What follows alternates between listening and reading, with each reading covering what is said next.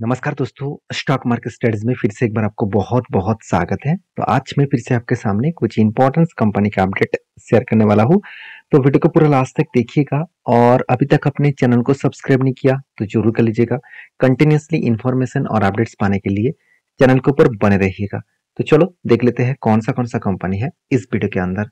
First जो company है जिसका नाम है अशोक लेलैंड। तो अशोक लेलैंड के बारे में बात करूँ तो कंपनी का टोटल जो मार्केट कैप है वो 50,000 करोड़ के आसपास है। देखिए, अगर मैं इसका कंपटीटर के हिसाब से बात करूं तो टाटा मोटर्स नंबर 1 में है और अशोक लेलैंड नंबर 2 में है। मगर दोनों का जो मार्केट कैप है दोनों में फर्क बहुत ज्यादा है, क्योंकि टाटा मोटर्स का मार्केट कैप करीबन 3.5 लाख करोड़ के आसपास है और अशोक लेलैंड का मार्केट कैप करीबन 50,000 करोड़ के आसपास है। तो सोचिए कितना बड़ा गैप है दोनों कंपनी के अंदर। फिर भी दोनों में कुछ परसेंटेज जो है वो कुछ अलग है। जैसे टाटा मोटर्स का और देखा जाए तो अशोक लेलैंड का, दोनों का डेप्थ देखा जाए तो सेम टू सेम में है और दोनों का ही आरओसी में आरओसी अशोक लेलैंड का ज्यादा है, टाटा मोटर्स का कम है।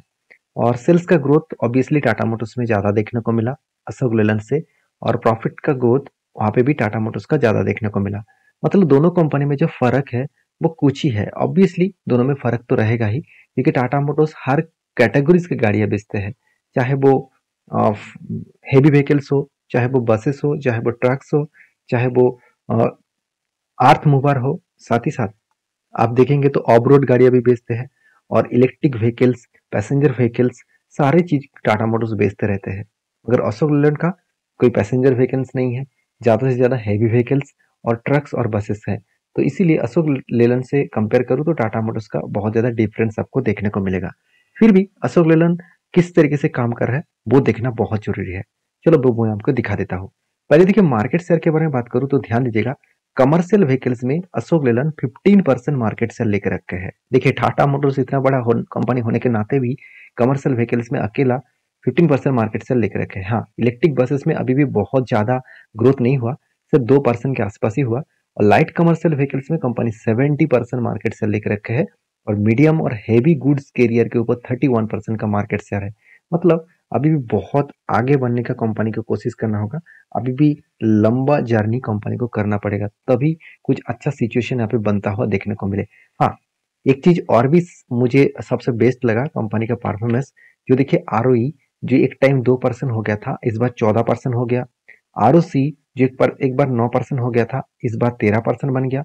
मतलब दोनों में ही अच्छा खासा ग्रोथ दिखा। उसके बाद डेप्थ के बारे में बात करूँ तो डेप्थ एकदम ना के बराबर है। सॉरी, माफी चाहता हूँ, डेप्थ बहुत ज्यादा है। अब इस डेप्थ को कम करने के लिए कंपनी को बहुत ज्यादा मेहनत करना पड़ेगा और इस डेप्थ ज्यादा होने के कारण प्रॉफिट मार्जिन में बहुत ज्यादा इम्पैक्ट देखने को मिला। चलो वो मैं आपको दिखा देता हूँ।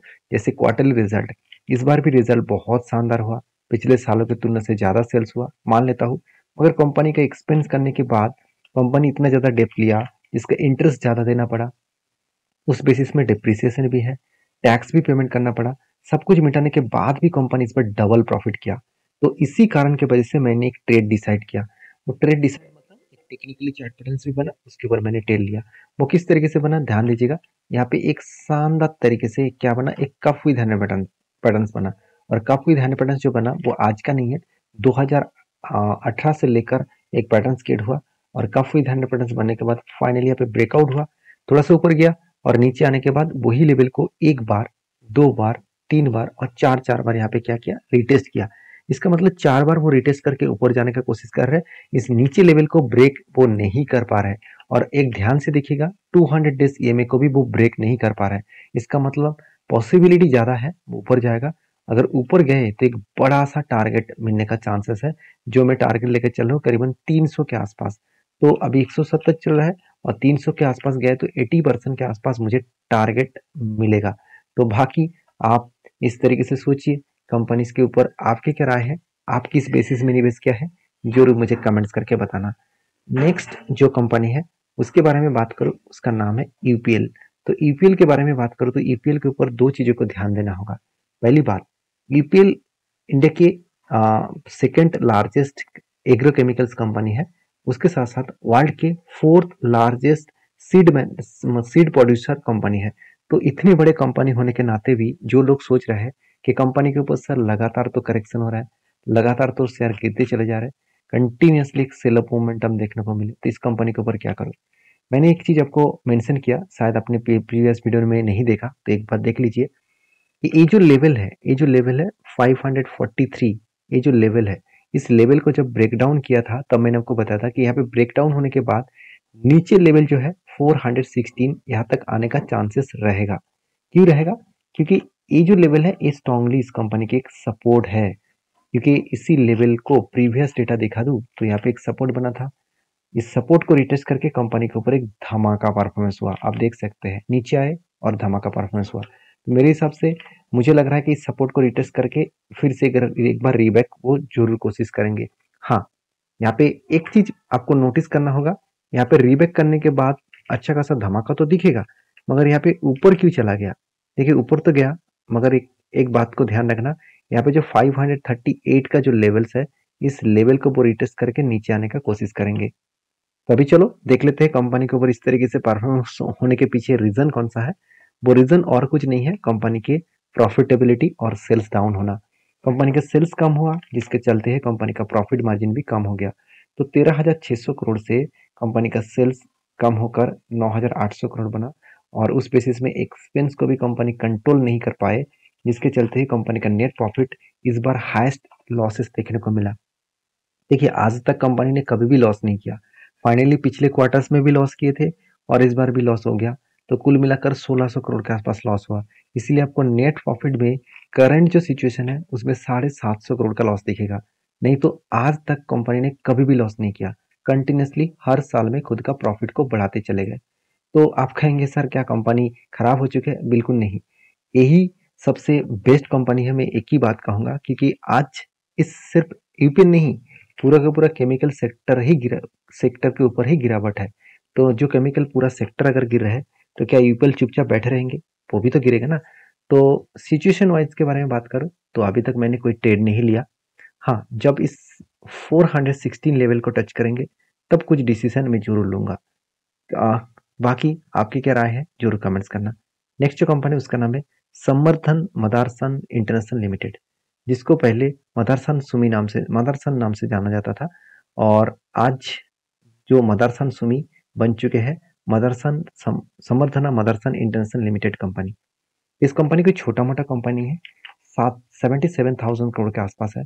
और मजेदार बात यह है कि इस कंपनी जब से स्टार्ट हुआ तब से 1,00,000% के आसपास रिटर्न दे चुके हैं।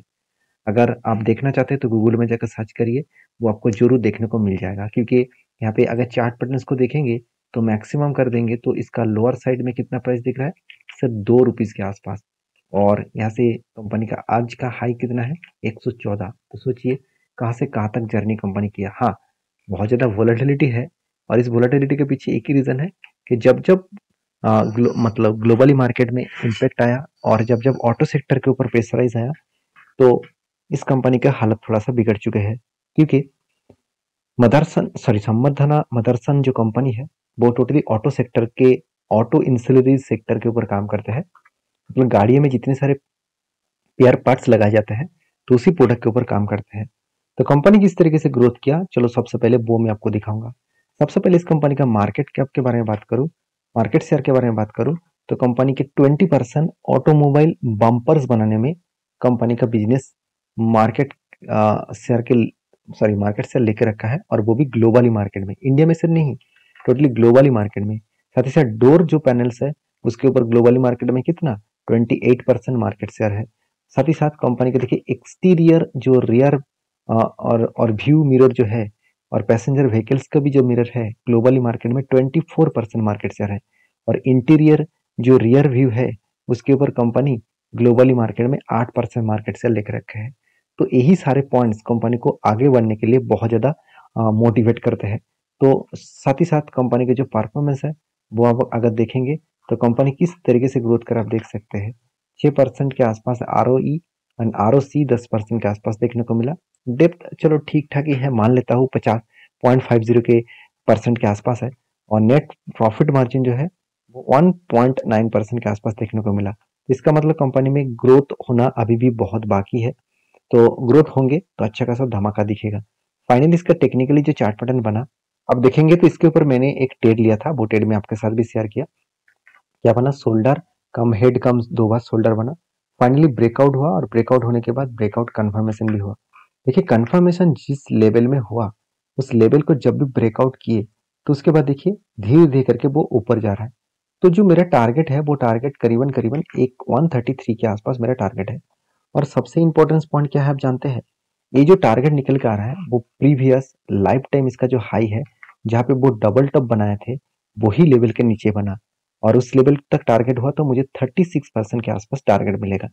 और एक बात मैं बता दूं, यहाँ पे डबल टॉप बना है इसका मतलब एक तो शोल्डर बन के तैयार है। अगर यहाँ पे हेड बने और एक शोल्डर बने तो एक बड़ा सा एंटी लेवल यहाँ पे मिल सकता है। तो मैं पहले तो एक एंटी ले चुका हूँ, सेकेंड टाइम अगर एंटी बने तो फिर से मैं कंटिन्यू करूंगा। तो नेक्स्ट जो कंपनी है उसके नाम है मनोरमा इंडस्ट्रीज लिमिटेड। तो मैं इस वीडियो को जरूर कहूंगा, इस वीडियो को देखने के बाद सारी चीजों को समझने के बाद आप काम करिए। प्लीज कोई भी मेरे तरफ से रिकमेंडेशन के हिसाब से कोई भी कमेंट्स मत करिए कि सर इतने रुपीज में मेरा प्राइस है, बाइंग है तो मैं क्या करूं, ऐसे मत करिए क्योंकि मैं कोई सेबी रजिस्टर्ड पर्सन नहीं हूँ कि मैं आपको रिकमेंड करूं। बाई सेल करना है तो आपके खुद के ओपिनियन के हिसाब से करना पड़ेगा।